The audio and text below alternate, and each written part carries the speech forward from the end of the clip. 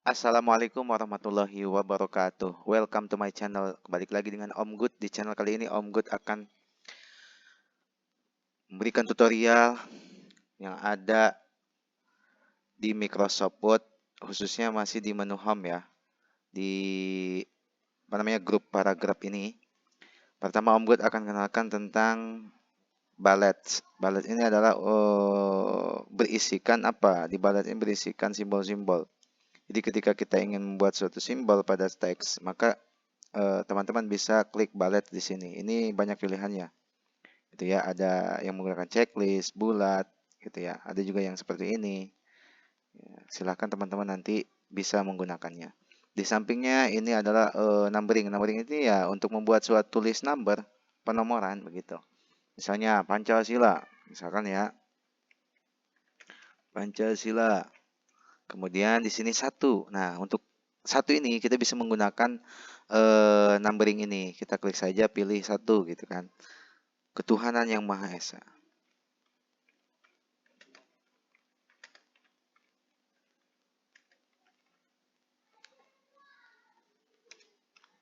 Nah, kemudian tinggal di enter saja, itu nanti akan secara berurutan otomatis gitu ya, sudah terformat.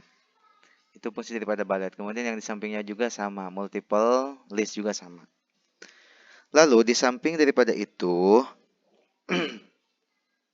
juga ada yang namanya decrease indent, yang ini increase indent. Kalau ini fungsinya adalah untuk memindahkan paragraf ke lebih menjorok gitu marginnya. Misalkan saya klik yang di sini ya berarti ini marginnya ke sebelah kiri gitu kan. Jadi pas dengan ini. Kalau kita klik ke sini maka dia akan lebih menjorok ke tengah. Klik aja begitu kan. Ya kalau bahasanya kita tab lah gitu. Jadi untuk apa namanya mengenal paragraf pertama, kedua begitu kan. Kalau dalam suatu teks tulisan banyak misalnya, nah ini untuk menjoroknya ke sini. Klik boleh begitu ya. Kemudian di sini ada yang namanya apa ini? Left to right direksi. Ini teks direksi di sini. Kalau yang sebelah sini artinya dari kiri ke kanan. Dari kiri ke kanan. Kalau yang ini berarti dari kanan ke kiri. Kalau kita mau menulis tulisan Arab misalnya, ya kita harus menggunakan yang ini. Kita klik, maka dia akan dari kanan ke kiri begitu tulisannya. Oke. Kalau di sini berarti dari kiri ke kanan.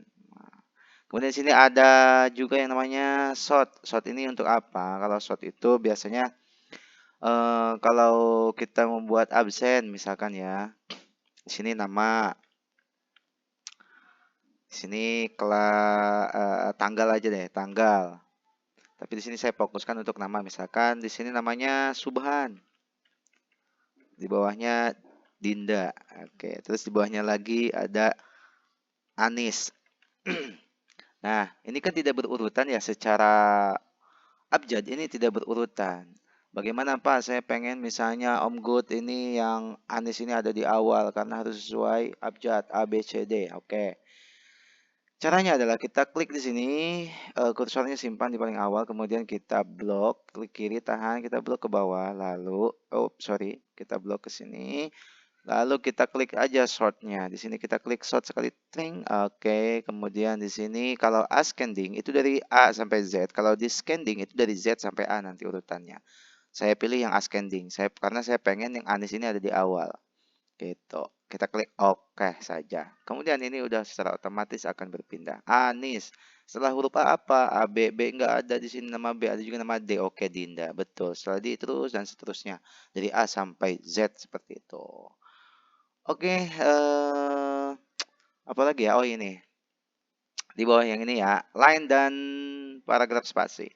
Line dan paragraf spasi ini fungsinya untuk apa?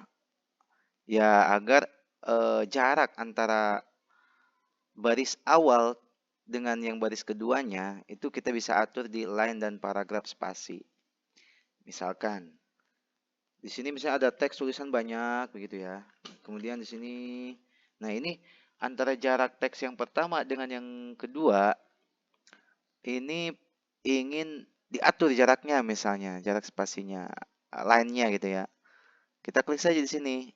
klik yang paling ada yang tanda apa panah ke bawah ini, kita klik kiri, kemudian di situ ada pilihannya, ada 1,0, ada 1,15, 1,5, ada 2,0 dan seterusnya. Atau kita misalnya pakai remove space. Nah, ini rapat gitu kan, atau kita pakai ini agak jaraknya jauh. Jadi seperti itu fungsinya. Kemudian di sini ada juga di sampingnya yang namanya shading. Shading itu ya kita contohkan saja langsung. Teman-teman klik di sini, klik kiri, di situ banyak pilihan. Oke, teman-teman lihat, pilih warna apa. Misalnya di sini warna hijau, boleh. Nah, ini shading itu seperti ini. Bagaimana cara mengembalikannya? Ya, klik lagi aja di sini, kemudian pilih no color. Klik no color. Oke. Lalu, oh ya ini. Di sampingnya daripada shading ini ada yang namanya border. Border ini kalau kita ingin membuat teks ini terbatasi oleh garis gitu ya, maka gunakan border. Kita blok saja misalnya, kemudian kita klik panah kecil ke bawah ini, kita klik, kemudian kita pilih all borders.